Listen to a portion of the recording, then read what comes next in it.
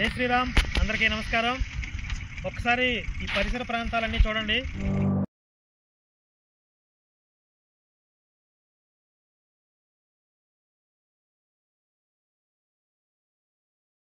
శరవేగంగా ఏర్పాట్లన్నీ జరుగుతూ ఉన్నాయి. ఇంకా మధ్యలో 3 రోజులు మాత్రమే ఉంది.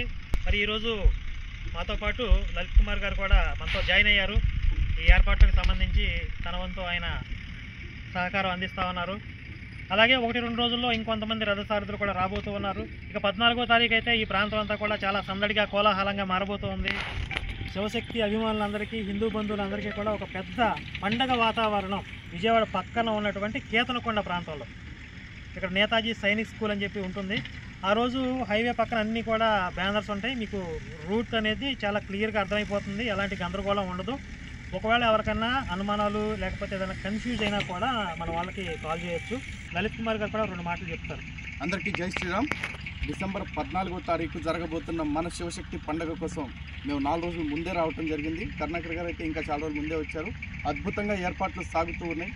ఏ ఒక్క హిందూ బంధువుకి కూడా ఎటువంటి ఇబ్బంది కలగకుండా స్వాముల విషయంలో కావచ్చు, పార్కింగ్ విషయంలో కావచ్చు, అన్ని చక్కటి ఏర్పాట్లు చేస్తూ ఉన్నారు. కాబట్టి మీ అందరూ కూడా సమయానికి చేరుకొని ఆ పండుగని విజయవంతం చేస్తారని మనస్ఫూర్తిగా కోరుకుంటున్నాను. ప్రతి ఒక్క హిందూ బంధువు కూడా వచ్చే ముందు అందరూ సెల్ఫీ వీడియోస్ పెట్టండి. మీ టైం లైన్స్లో, ఫేస్బుక్లో అన్నింటిలో కూడా మీరు వస్తున్నారు. అలాగే మీ మిత్రులందరూ కూడా వచ్చేలాగా చూడాల్సిన బాధ్యత మీ మీదే ఉంటుంది.